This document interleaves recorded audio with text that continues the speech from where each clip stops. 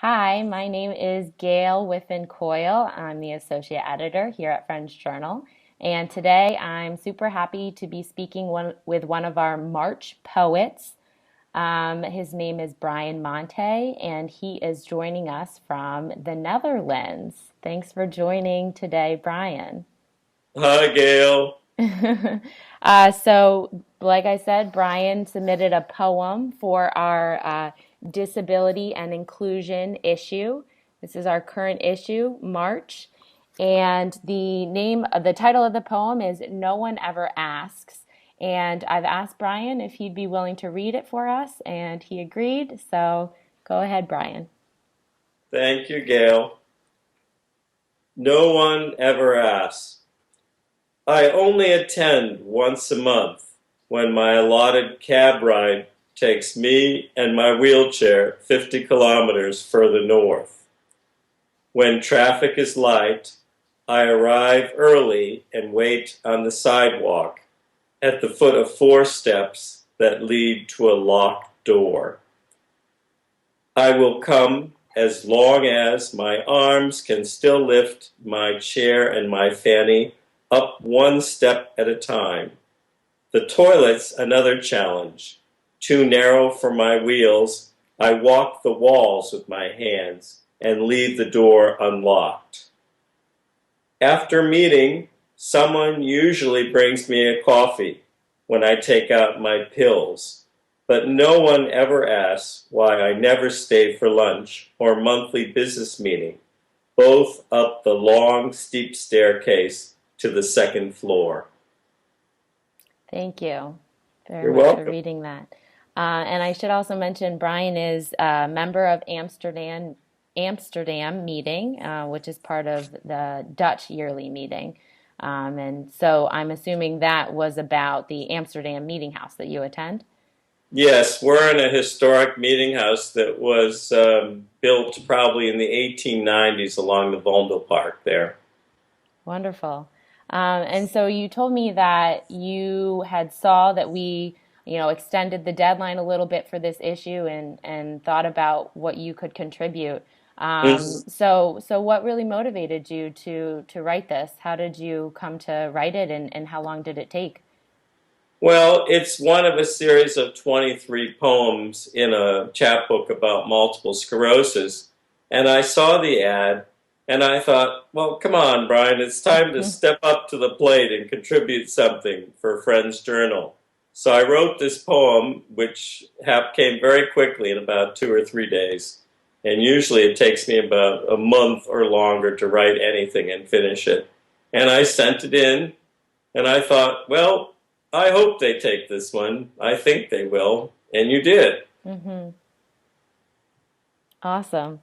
Um, and so you are working on compiling these 23 poems into a Hmm. chapbook right now.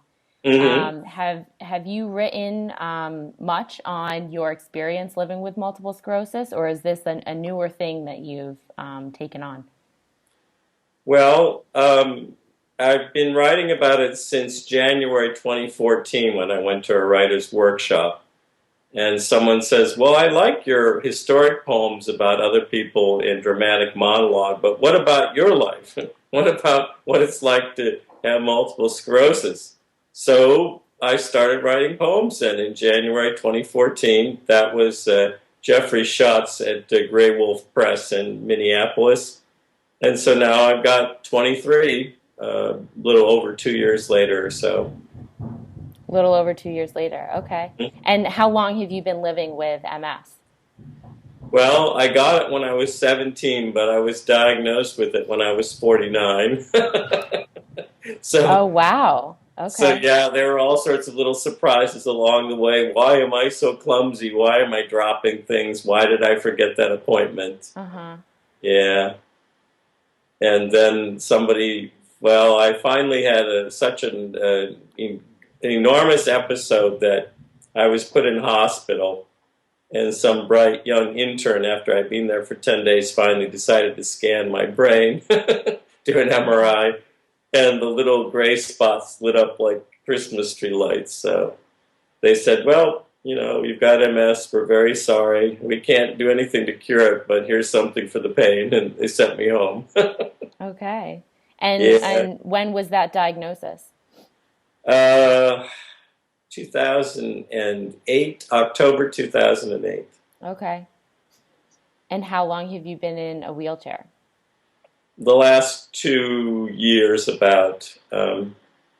I can still get around with a walker for short distances on a good day. On my bad days, I need to have my little helper there ready to get around. Who's your So helper? no, I mean the Oh, I see. I mean the wheelchair. Yeah. The little, yeah, and also I've got my partner that helps me out. I Okay. can take the disabled van into Amsterdam, which is what I do once a month to go to meeting. That's what the poem's about. Right.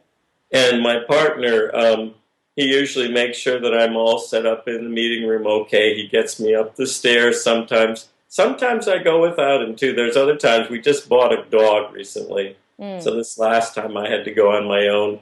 And then when I was sitting there on the steps, somebody from Utrecht from the meeting came along just as I was there. So that was good. So it solved the problem of how do I get the chair up the steps and into the meeting house. Mm-hmm. So, yeah. So it helps to have the human partner and then your chair partner and those things combined. Yes, and I'm very dependent on the kindness of strangers sometimes Yeah. when I'm out in the city. Yeah. Okay. And so I read in your bio you've been living in the Netherlands for 23 years. hmm And how long have you been a member of Amsterdam meeting?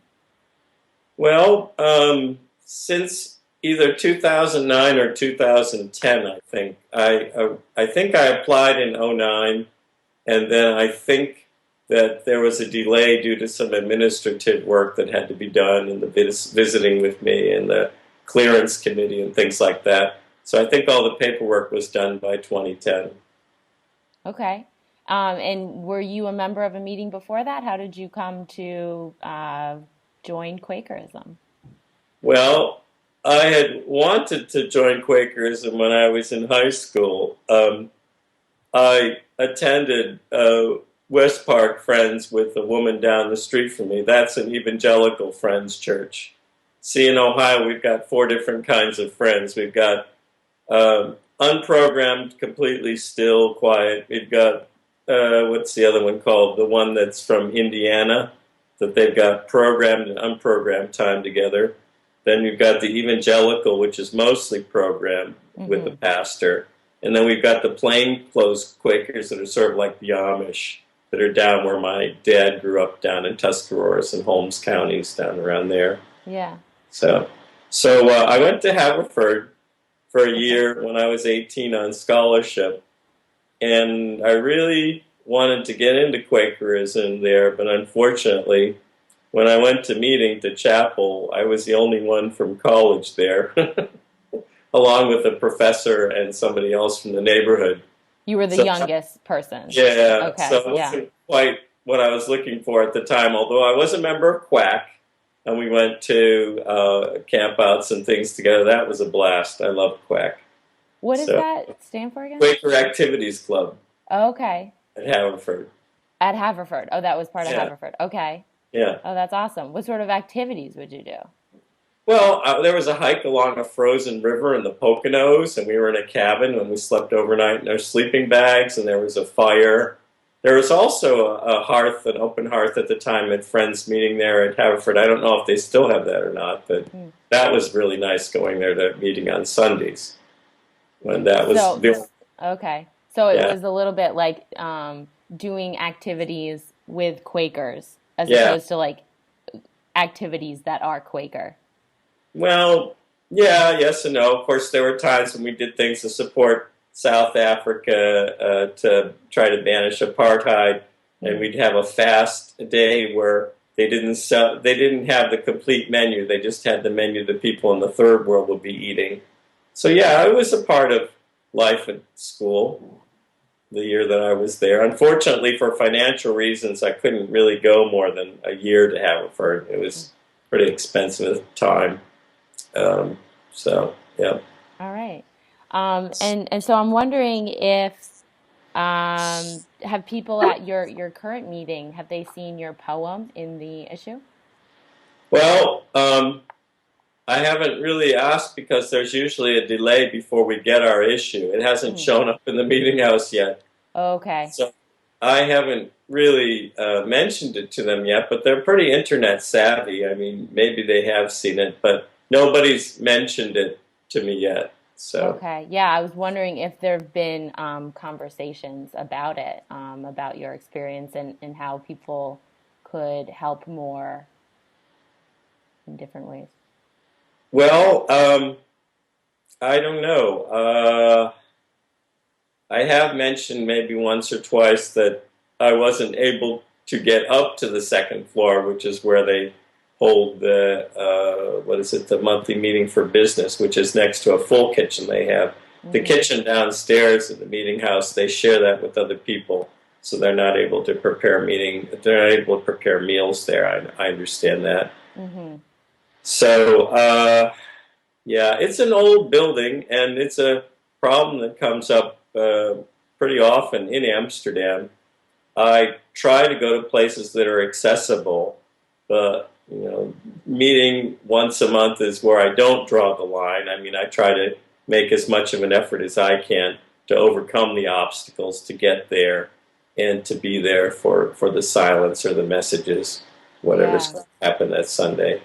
Yeah, I mean, I notice there's a trend or a theme, a common theme among many of the authors that submitted for this issue, where they notice something about how it is difficult for them to be fully included in the community, whatever it is, a physical obstacle or not being able to hear. There's one woman that is partially deaf that Yeah. submitted, and she wasn't able to hear the actual messages, and it's a matter of like feeling comfortable enough, it seems feeling comfortable enough and confident enough to share that concern, and then trust that your community sort of responds to that need. But Mhm. it can be difficult and scary for anybody to ask for help, no matter what your level of disability or ability is. Um, so I mean, I just appreciate that we have all these different voices put together in one place, and we've been seeing, comments and discussions happening online where people are really just being more conscious and more aware of the individuals in their community and what everyone's specific needs are. We all have them. That's right. But as I said, in Amsterdam, with all of those old buildings, many of them from the 17th century, and those steep staircases, they would have to get you on the lift with the hook out front practically Yeah, to to just get to bypass the staircase some of completely. those places and have someone swing you into the window to Yeah. get you in, Yeah. unless they were to actually physically build one of those translucent lifts or whatever that they got out of glass and drop it all the way through, which not very many people have done that here in the Netherlands. In the UK, now that's a different story. Uh-huh. Everything is very accessible. Meeting houses, train stations. I think there's one train station in Great Britain, Penrith, where there wasn't a way for me to get down the stairs, and I would have to call ahead of time for somebody to take me down the steps. Okay. Yeah, so then it's just a matter of whether the environment around you is Hmm. accessible.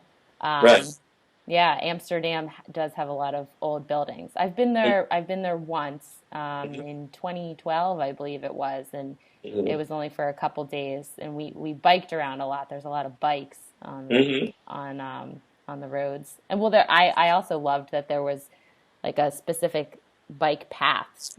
Bikes Hmm. were just really respected there, which is Right. Right. different from many of the U.S. cities. So, Protected bike paths are really great here, and it's not allowed to hit a cyclist. You can't say, "Oh, they came out of nowhere. I didn't see them." No, no, no. Nobody ever says that. yeah, Really, it's really a serious thing if you hit somebody on their bike and knock them off. So, yeah. right.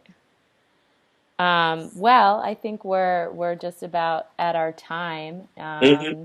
Thanks so much for talking with us, Bryan.